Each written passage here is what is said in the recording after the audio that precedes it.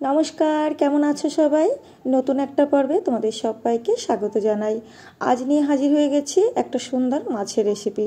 গরম গরম ভাতের সাথে কাতলা মাছের পাতলা ঝোল।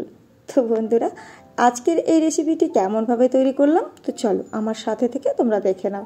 সবার প্রথমে 850 গ্রাম কাতলা মাছ নিয়েছি। মাছটাকে ভালো করে ধুয়ে নুন হলুদ মাখিয়ে নিচ্ছি। দেখো, হলুদ মাখানো আমার কমপ্লিট হয়ে গেছে। অপর দিকে একটা কড়াই বসিয়ে দিয়েছি, তাতে বেশ কিছুটা জিরে আমি ভেজে নেব। যেই অর্ধেকটা ভাজা হয়ে যাবে তখন দিয়ে দেব গোটা গরম মশলা। গোটা গরম মশলার মধ্যে আছে দারচিনি, এলাচ আর লবঙ্গ। বেশ ভালো করে ভেজে নিয়ে আমি তুলে নিলাম। তারপরে কড়াইতে বেশ খানিকটা সর্ষের তেল দিয়ে দিলাম। তারপরে ওই তেলের মধ্যে একে একে আমি মাছগুলোকে ভেজে নেব। তো ভালো করে আমি লাল লাল করে এপিট ওপিট করে ভেজে নেব। তেলটা কিন্তু খুব ভালো করে গরম করতে হবে বন্ধুরা। তেল গরম করার আগেও কিন্তু কড়াইটাকে ভালোভাবে গরম করে নিতে হবে, তা না হলে মাছটা লেগে যাবে। তো দেখো, ওদিকে মাছটা ভাজা আমার হতে থাকুক, মশলাগুলো আমি রেডি করে নিই। জিরেটাকে আমি ভালো করে প্রেস করে নিয়েছি। এবার একটা মিক্সারের বাটির মধ্যে নিয়ে নিচ্ছি বেশ কিছুটা আদা, শুকনো লঙ্কা আর গোটা জিরে, আর একটুখানি জল দিয়ে মিহি পেস্ট আমি রেডি করে নেব। দেখো, পেস্ট আমার রেডি হয়ে গেছে। এবারে দেখো, মাছগুলোও কিন্তু ভাজা হয়ে গেছে।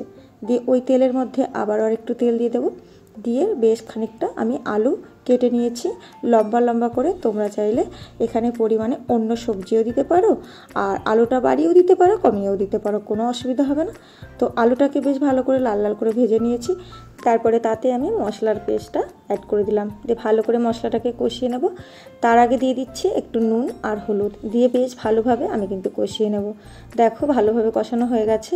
কষাতে কষাতে আলুটাও কিন্তু সিদ্ধ হয়ে গেছে। এবারে আমি এখানে অ্যাড করছি জল। জলটা রুম টেম্পারেচারে থাকা জলই আমি ব্যবহার করছি, চাইলে তোমরা গরম জলও ইউজ করতে পারো। এবারে দেখো, যে ঝোলটা ফুটে উঠেছে ততক্ষণে আমি এখানে দিয়ে দিচ্ছি ভেজে রাখা মাছটা। আচ্ছা, মাছ কিন্তু তোমরা জল দেওয়ার সাথে সাথেই দেবে না, কেমন? জল দেওয়ার সাথে সাথে মাছ দিলে কিন্তু মাছ ভেঙে যাবে। যেই তরকারিটা হয়ে যাবে নামানোর কিছুক্ষণ আগে মাছগুলো দিয়ে তোমরা বেশ আরেকটু ফুটিয়ে নেবে, তাহলে দেখবে মাছ একটাও কিন্তু ভাঙবে না। তো যাই হোক, এবারে আমি কি করলাম, ভাজা মশলা ব্যবহার করলাম, দিয়ে ভালোভাবে ঝোলের সাথে মিশিয়ে বেশ 2-3টে আলু আমি এভাবে গুলিয়ে দিচ্ছি। এতে করে কী হবে, ঝোলটা একটু গাঢ় হবে, তো খেতেও ভালো লাগবে। তো বন্ধুরা, আজকে আমার কিন্তু এই কাতলা মাছের পাতলা ঝোলের রেসিপিটা একদম রেডি হয়ে গেছে।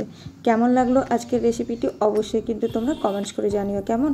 আর নতুন বন্ধুরা আমার চ্যানেলটিকে সাবস্ক্রাইব করে দিয়ে আমার পাশে থেকো। তো চলো, আজকের মতো যাওয়া যাক। ততক্ষণে তোমরা সবাই ভালো থেকো।